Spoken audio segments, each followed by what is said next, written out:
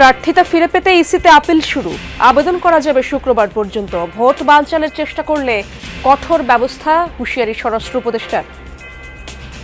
নির্বাচনের সামনে রাজনৈতিক কর্মসূচি ও প্রচার প্রচারণাকালীন আইন শৃঙ্খলার পরিস্থিতি স্বাভাবিক রাখতে সব ধরনের ব্যবস্থা গ্রহণের জন্য সবাই নির্দেশনা প্রদান করা হয়েছে।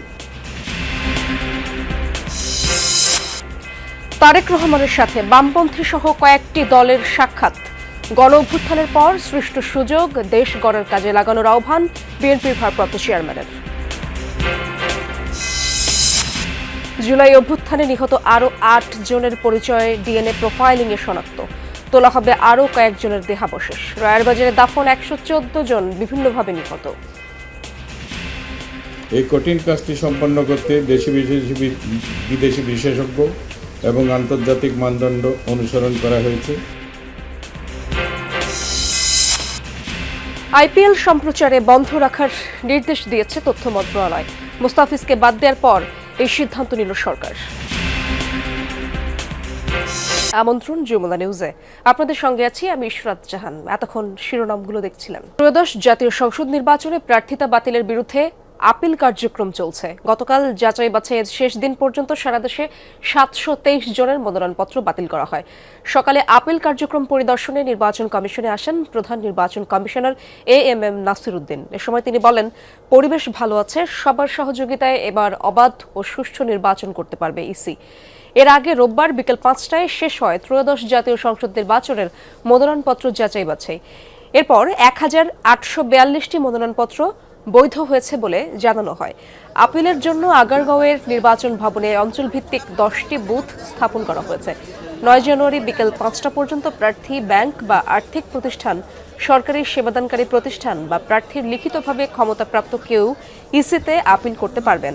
মনোনয়নপত্র গ্রহণ বা বাতিল আদেশের বিরুদ্ধে দাখিলকৃত আপিল নির্বাচন কমিশন আগামী ১০ জানুয়ারি থেকে ১৮ জানুয়ারির মধ্যে নিষ্পত্তি করবে।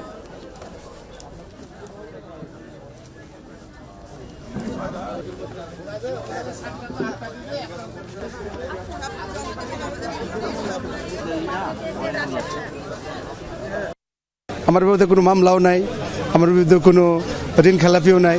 অন্যান্য যেসব কারণে বাতিল হয় এদের কোনো কারণ নেই, শুধু ফর্মটা কেন ফিল আপ হলো না এটাই আমার অপরাধ। জেলা রিটার্নিং অফিসার অবশ্যই সকলের সাথে সমতার সুষম বন্টন করবে।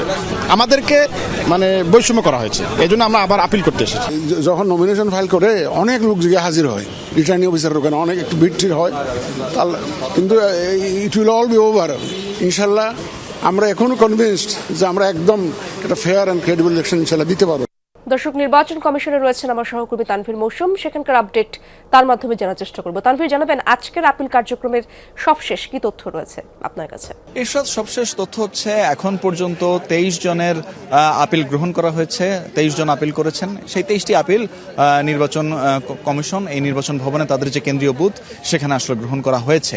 এবং আমরা দেখেছি যে 4টা বাজার কিছু আগে স্বতন্ত্র প্রার্থী তাসনিম জারা তিনি এসেছেন এবং তিনি এই মুহূর্তে ঢাকা অঞ্চলের যে বুথ রয়েছে সেই ঢাকা অঞ্চলের বুথে তিনি অবস্থান করছেন এবং সেখানে আনুষঙ্গিক এবং প্রয়োজনীয় যেসব কাগজপত্র আছে সেসব কাগজপত্র তিনি দেখাচ্ছেন। যেখানে যেখানে সমস্যা, কোন এলাকার কোন ভোটার, সেটা নিয়ে একটি জটিলতা দেখা গিয়েছিল। আমরা দেখেছি যে এর আগে বিভাগীয় কমিশনারের কার্যালয়ে তিনি গিয়েছিলেন এবং বলেছিলেন যে তার মনোনয়নপত্রটি গৃহীত করা হয়নি এবং সেখানে একটি ভোটার জটিলতা ছিল, অর্থাৎ ভোটাররা জানতেন না যে তারা আসলে কোন এলাকার ভোটার। এই বিষয়টি নিয়ে তিনি বলেছেন যে তিনি আসলে নির্বাচন কমিশনে আপিল করবে এবং তিনি আজকেই আসলে আপিল শুরু হওয়ার প্রথম দিনই তিনি চলে এসেছেন।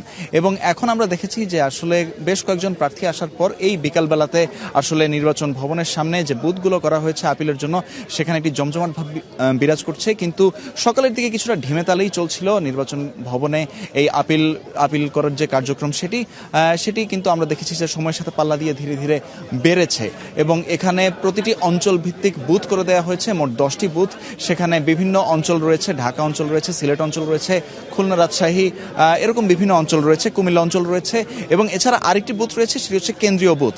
অর্থাৎ আপিল করার পর তারা যখন এখান থেকে বেরোচ্ছেন একজন প্রার্থী, তখন তাকে আসলে একটি আপিলের জন্য একটি নাম্বার দিয়ে দেওয়া হচ্ছে এবং যে নাম্বারের উপর, যে আপিলের উপর ভিত্তি করে পরবর্তীতে নির্বাচন কমিশন শুনানি করবে। ইশরাত। তানভীর, ধন্যবাদ আপনাকে। ভোট বানচালের চেষ্টা করলে কঠোর ব্যবস্থা নেওয়ার হুঁশিয়ারি দিয়েছেন স্বরাষ্ট্র উপদেষ্টা জাহাঙ্গীর আলম চৌধুরী। তিনি বলেন, নির্বাচন সামনে রেখে গোয়েন্দা ও পুলিশি নজরদারি বাড়ানো হয়েছে। দুপুরে আইনশৃঙ্খলা সংক্রান্ত উপদেষ্টা পরিষদ কমিটির বৈঠক শেষে কথা বলেন তিনি। নির্বাচনী পরিবেশ ঠিক রাখতে সকলকে আচরণবিধি মেনে চলা ও সহায়তা করার আহ্বান জানান স্বরাষ্ট্র উপদেষ্টা। ওসমান হাদি হত্যার বিচার নিয়ে তিনি জানান, শিগগিরই চার্জশিট দেওয়া হবে। এই সরকারের মেয়াদেই বিচার কাজ শেষ করা হবে বলে জানান উপদেষ্টা। ফ্যাসিস্ট এজেন্টরা যেন কোনো রাজনৈতিক দলের ভেতরে ঢুকে যেতে না পারে, সেদিকে দলগুলোকে সজাগ থাকার আহ্বানও জানিয়েছেন উপদেষ্টা জাহাঙ্গীর আলম চৌধুরী।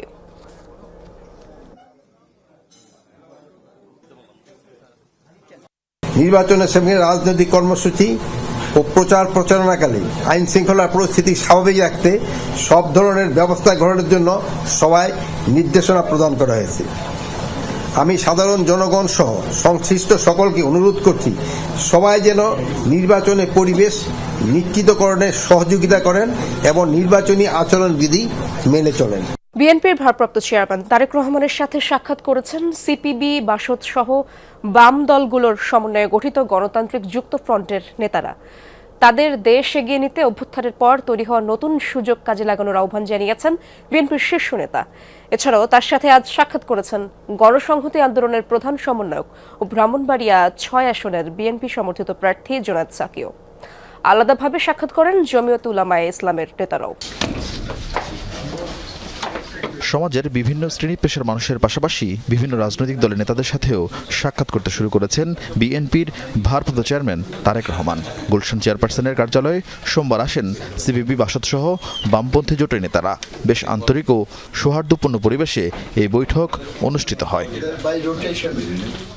বৈঠকে গণতন্ত্রের জন্য খালেদা জিয়ার আপোষহীন সংগ্রাম আর দেশপ্রেমের কথা তুলে ধরেন বাম জোটের নেতারা। তারেক রহমান বামপন্থী নেতাদের দেশ এগিয়ে নিতে সহযোগিতার আহ্বান জানান। বিভিন্ন বিষয়ে আমাদের মত পার্থক্য থাকবে, কিন্তু সবসময় আমাদের যাতে একটা পলিটিক্যাল কালচার, রাজনৈতিক যে একটা সহনশীলতা, ফিলোসফিক্যাল টলারেন্স সেটা থাকে, সেটা একটা গণতন্ত্রের জন্য সেটাই একটা সৌন্দর্য। গণতন্ত্রের জন্য দুটো বিষয় লাগে, একটা হলো যে রাজনৈতিক সহনশীলতা, আর একটা হলো যে নির্বাচন, একটা সুষ্ঠু নির্বাচন, জনপ্রতিনিধি নির্বাচন। এই দুইটারই গত 54 বছরে বাংলাদেশে ঘাটতি ছিল, সেটা হয় নাই। সেইটা এই সুযোগটা যাতে আমরা কাজে লাগাতে পারি। পরে তারেক রহমানের সাথে সাক্ষাৎ করতে আসেন গণসংহতি আন্দোলনের প্রধান সমন্বয়ক জুনায়েদ সাকি। তিনি বিএনপি সমর্থন নিয়ে ব্রাহ্মণবাড়িয়া ৬ আসনে এবার নির্বাচন করছেন। বাংলাদেশেরকে যারা অস্বীকার করবে তারা আসলে বাংলাদেশের রাজনীতিতে জনগণ কর্তৃক গৃহীত হবে না বলে আমরা মনে করি। ফলে বাংলাদেশকে যারা স্বীকার করেন, বাংলাদেশের সংগ্রামকে যারা স্বীকার করেন, তার ইতিহাসকে যারা স্বীকার করেন, তার ইতিহাসের মধ্যে জনগণের সংগ্রামের যে ধারাবাহিকতাকে যারা ধারণ করেন, বাংলাদেশের জনগণ তাকেই বেছে নেবে। এবং জনাব তারেক রহমান বিএনপির পক্ষ থেকে তারা সেই ধারণ করার জায়গাগুলো, তাদের যে অঙ্গীকার, সেটা পুনর্ব্যক্ত করেছেন। এছাড়াও তারেক রহমানের সাথে সাক্ষাৎ করেন ব্রাহ্মণবাড়িয়া 2 আসনের বিএনপি জোটের প্রার্থী ও জমিয়ত নেতা জুনায়েদ আল হাবিব। এ সময় খালেদা জিয়ার মৃত্যুতে সমবেদনার পাশাপাশি নির্বাচনের কৌশল নিয়ে তারা আলোচনা করেন। আরেফিন শাকিল, যমুনা নিউজ, ঢাকা। জীবন দিয়ে খালেদা জিয়া প্রমাণ করেছেন দেশ ও গণতন্ত্রের স্বার্থই ছিল তার কাছে সর্বাগ্রে। এমন মন্তব্য করে বিএনপির স্থায়ী কমিটির সদস্য ডক্টর আব্দুল মঈন খান বলেছেন, বন্দুক নয়, খালেদা জিয়ার শক্তি ছিল জনগণ। সকালে নেতাকর্মীদের নিয়ে রাজধানীর শেরেবাংলা নগরে জিয়াউর রহমান ও খালেদা জিয়ার সমাধিতে শ্রদ্ধা নিবেদনের পর কথা বলেন তিনি। জিয়াউর রহমানের সমাধিতে কর্মজীবী দলের শ্রদ্ধা জানানো শেষে বিএনপির ভাইস চেয়ারম্যান শামসুজ্জামান দুদু বলেন, খালেদা জিয়ার মৃত্যুতে আওয়ামী লীগেরও দায় রয়েছে। জনগণ ঐক্যবদ্ধ থাকলে আসন্ন জাতীয় সংসদ নির্বাচনে কোনো বাধাই কাজে আসবে না বলেও মন্তব্য করেন তিনি। অভিযোগ করেন, নানা জায়গায় পরিকল্পিতভাবে বিশৃঙ্খলা সৃষ্টি করা হচ্ছে। একটি অবাধ ও সুষ্ঠু নির্বাচন নিশ্চিত করতে সবাইকে ঐক্যবদ্ধ থাকার আহ্বান জানান তিনি। যিনি তার জীবন দিয়ে প্রমাণ করেছেন যে দেশের স্বার্থ এবং গণতন্ত্রের স্বার্থ সেটাই ছিল তার জন্য সর্বাগ্রে, যেখানে তার নিজের জীবনকে তিনি তুচ্ছ করেছিলেন এই মানুষের অধিকার প্রতিষ্ঠার জন্য। আগামী দিনে নির্বাচনকে সফল করা শুধু না, রাষ্ট্র পরিচালনার জন্য যে ইস্তাহার এবং পদক্ষেপ, সেগুলো খুব অল্প সময়ের মধ্যে আপনাদের সামনে আমরা হাজির করব। দেশ কিভাবে চলবে তা ঠিক করতেই গণভোট। যারাই ক্ষমতায় যাবেন তাদের সীমা বেঁধে দেবেন নাগরিকরা। গণভোটে হ্যাঁ জয়যুক্ত হলে আগামী 50 বছরে শেখ হাসিনার ফ্যাসিস্ট তৈরি হবে না বলে মন্তব্য করেছেন প্রধান উপদেষ্টার বিশেষ সহকারী আলী রিয়াজ। দুপুরে আসন্ন জাতীয় সংসদ নির্বাচনে গণভোট বিষয়ে জনসচেতনতা সৃষ্টির লক্ষ্যে আলেম ওলামা ও ইসলামিক ফাউন্ডেশন আয়োজিত এক কর্মশালায় এসব কথা বলেন তিনি। 54 বছর ধরে আদালত কার্যকারিতা হারিয়েছে, এ কারণেই গণভোটের প্রয়োজন দেখা দিয়েছে বলে মন্তব্য করেন আলী রিয়াজ। আরও বলেন, প্রধানমন্ত্রী চাইলেই তার ইচ্ছামতো নির্বাচন কমিশন গঠন করবে, এমনটা যাতে না হয় সেজন্যই গণভোট। মানুষটা আমাদের সাথে ছিল কিনা আগামীতে সকলে মিলে ঠিক করি দেশটা কিভাবে চলবে, কে চালাবে সেটা, ওইটার জন্য জাতীয় সংসদ। আমরা 5 বছরের জন্য কাউকে ঠিক করে দেব, কিছু স্বাভাবিক থাকলে 5 বছর পরে আবার নির্বাচন হবে সংসদের, কিন্তু প্রতি 5 বছরে গণভোট হবে না। গণভোটের কোনো প্রার্থী নাই। গণভোট হচ্ছে এমন এক নির্বাচন যেখানে আগামী দিনগুলোতে দেশ চালানোর পথ পদ্ধতিটা আপনি বলে দেবেন। 12 ফেব্রুয়ারি জাতীয় সংসদ নির্বাচন ও একই দিনে গণভোটের ঘোষিত তফসিলের বৈধতা চ্যালেঞ্জ করে রিট দায়ের করা হয়েছে হাইকোর্টে। সোমবার সুপ্রিম কোর্টের আইনজীবী অ্যাডভোকেট ইউনুস আলী আকন্দ এই রিট দায়ের করেন। চলতি সপ্তাহে বিচারপতি আহমেদ সোহেল ও বিচারপতি ফাতেমা আনোয়ারের হাইকোর্ট বেঞ্চে রিট আবেদনটির পর শুনানি হতে পারে বলে জানান রিটকারী।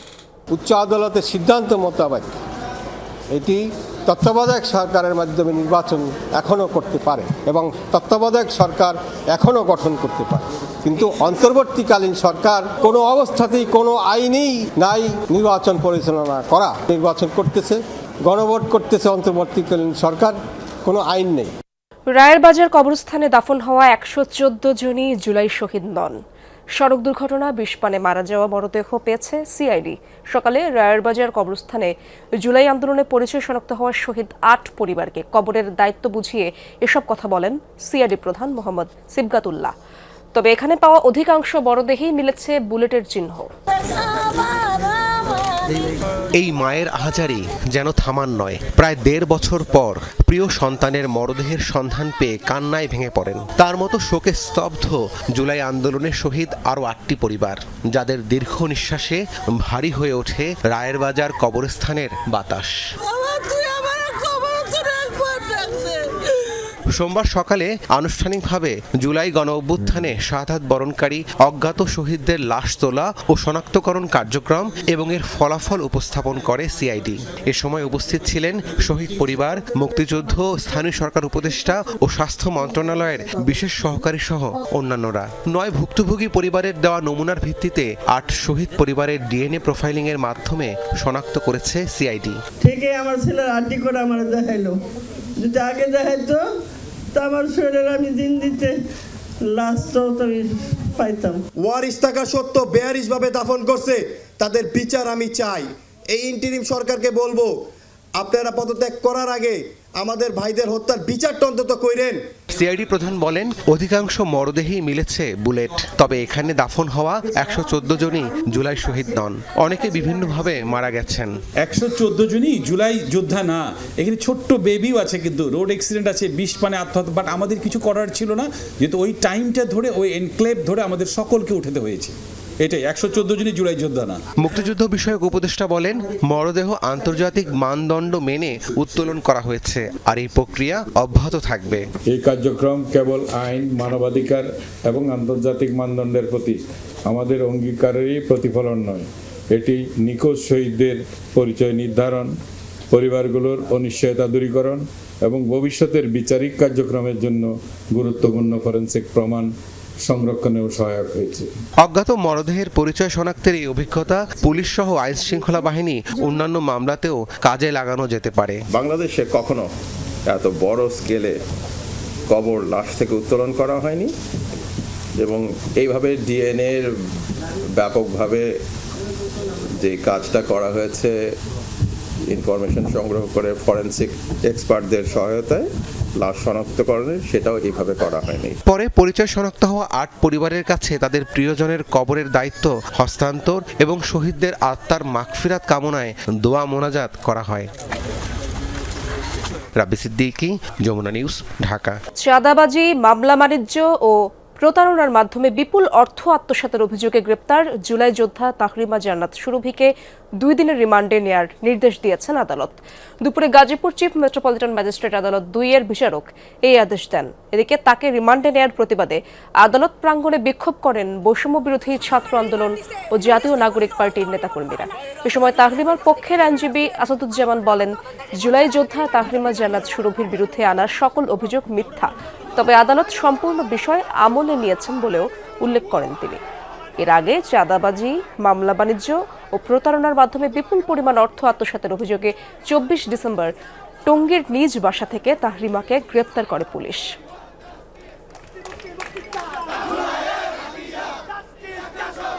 ইনকিলাব মঞ্চের মুখপাত্র ওসমান হাদি হত্যাকাণ্ডের বিচারের দাবিতে বরিশালে মার্চ ফর হাদি কর্মসূচি পালন করেছেন শিক্ষার্থীরা। দুপুরে নগরীর অশ্বিনী কুমার হলের সামনে জড়ো হন বিভিন্ন প্রতিষ্ঠানের ছাত্রছাত্রীরা। তাদের সাথে একাত্মতা জানান বিভিন্ন শ্রেণী পেশার মানুষ। এ সময় সংক্ষিপ্ত সমাবেশে বক্তারা হাদি হত্যার দ্রুত বিচার নিশ্চিতের দাবি জানান। মূল হোতারা গ্রেপ্তার না হওয়ায় ক্ষোভ জানান তারা। দ্রুত তাদের আইনের আওতায় আনা না হলে কঠোর আন্দোলনের হুঁশিয়ারিও দেন বক্তারা। সমাবেশ শেষে বের করা হয় বিক্ষোভ মিছিল। নগরীর বিভিন্ন সড়ক প্রদক্ষিণ করে মিছিলটি।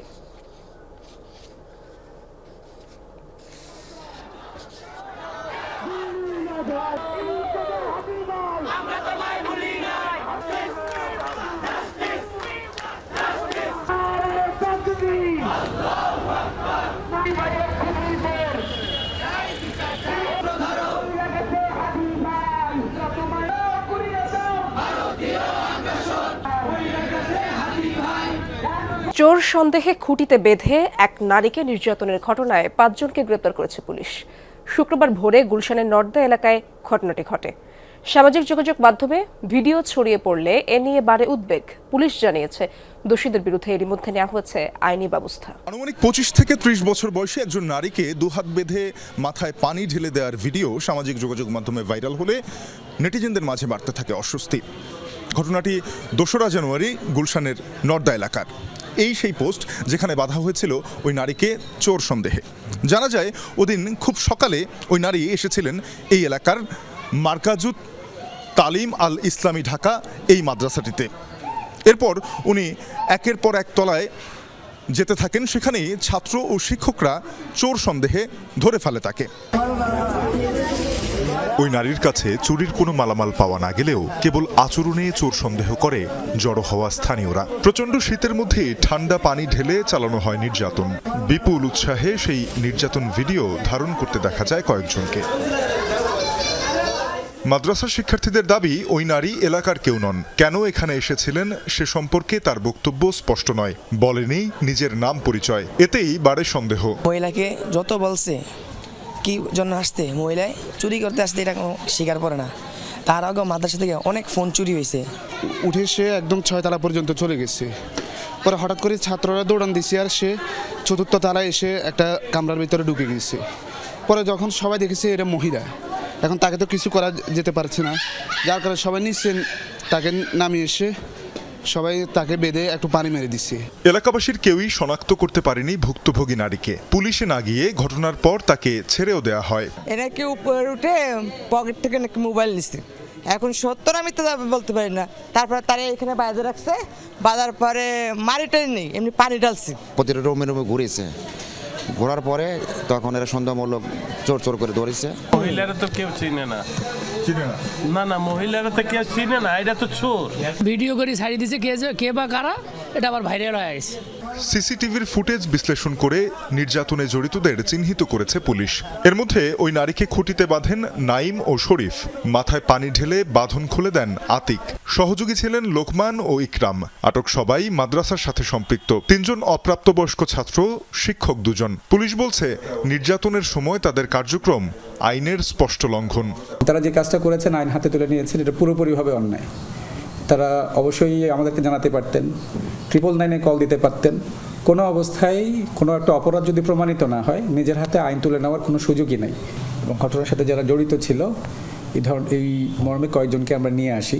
বিস্তারিত জিজ্ঞাসাবাদ শেষে এবং ফুটেজের সাথে ম্যাচ করার পর 5 জনকে আমরা আইডেন্টিফাই করতে পারি, তাদের বিরুদ্ধে আইনগত যে ব্যবস্থা এটা প্রক্রিয়াধীন আছে। এই ঘটনায় দ্রুত বিচার সম্পন্ন হবে ম্যাজিস্ট্রেট আদালতে। ঘটনার পর থেকে নিরুদ্দেশ ভুক্তভোগী নারীকে খুঁজছে পুলিশ। তানজিম শাফিন, যমুনা নিউজ, ঢাকা। বাংলাদেশে আইপিএল এর খেলা ও অনুষ্ঠান সম্প্রচারে নিষেধাজ্ঞা জারি করেছে তথ্য ও সম্প্রচার মন্ত্রণালয়। সোমবার এক বিজ্ঞপ্তিতে জানানো হয়, মোস্তাফিজুর রহমানকে অন্যায়ভাবে আইপিএল থেকে বাদ দেয়ায় দেশের জনগণ ব্যথিত, মর্মাহত ও ক্ষুব্ধ হয়েছে। সেই কারণে আইপিএল এর সম্প্রচার নিষিদ্ধ পরবর্তী নির্দেশ না দেয়া পর্যন্ত। রাজনৈতিক ইস্যুতে আইপিএল থেকে বাদ দেয়া হয়েছে বাংলাদেশের তারকা ক্রিকেটার মোস্তাফিজুর রহমানকে। এর জেরে কঠোর পদক্ষেপ নেবে বাংলাদেশ তা অনুমেয়ই ছিল। বিসিসিআইকে কড়া জবাব দিতেই এবার বাংলাদেশে আইপিএল সম্প্রচার বন্ধ করার নির্দেশ দিল তথ্য ও সম্প্রচার মন্ত্রণালয়। বিজ্ঞপ্তিতে জানানো হয়, আইপিএল থেকে দেশের তারকা ক্রিকেটারকে বাদ দেওয়ার নির্দেশ দৃষ্টিগোচর হয়েছে, যেখানে বিসিসিআইয়ের নেই কোনো যৌক্তিক কারণও। সেই সাথে তাদের এমন সিদ্ধান্তে ব্যথিত, মর্মাহত ও ক্ষুব্ধ করেছে দেশের জনগণকে। এমন অবস্থায় পরবর্তী নির্দেশ না দেওয়া পর্যন্ত আইপিএল এর সকল খেলা ও অনুষ্ঠান বন্ধ রাখার নির্দেশ দিল তথ্য ও সম্প্রচার মন্ত্রণালয়। ঘটনার সূত্রপাত গত শনিবারে। রাজনৈতিক চাপে রেকর্ড মূল্যে কেনা মোস্তাফিজকে স্কোয়াড থেকে সরিয়ে দেবার নির্দেশ ভারতীয় ক্রিকেট বোর্ড দেয় কলকাতা নাইট রাইডার্সকে। বিসিসিআই এর আদেশ মানতে বাধ্য হয় কেকেআর। এই ঘটনায় সাধারণ টাইগার ভক্তদের মতোই ক্ষুব্ধ হন যুব ও ক্রীড়া উপদেষ্টা আসিফ নজরুলও। সামাজিক মাধ্যমে এক স্ট্যাটাসে তিনি জানিয়েছিলেন, আসন্ন বিশ্বকাপে বাংলাদেশ দলকে ভারতে না পাঠানোর কথা। সেই সাথে তথ্য মন্ত্রণালয়কে অনুরোধ করেন বাংলাদেশে আইপিএল সম্প্রচার বন্ধ রাখার জন্য। যেই কথা সেই কাজ। রোববার ভারতের মাটিতে টি-20 বিশ্বকাপ খেলতে অস্বীকৃতি জানিয়ে নিজেদের খেলা অন্য ভেন্যুতে আয়োজন করার অনুরোধ জানিয়ে আইসিসিকে চিঠি দিয়েছিল বিসিবি। আর সোমবার আইপিএল এর খেলা দেশের মাটিতে সম্প্রচারে নিষেধাজ্ঞা দিল বাংলাদেশ সরকারের তথ্য ও সম্প্রচার মন্ত্রণালয়। Sanjana Ivy, Jamuna sports.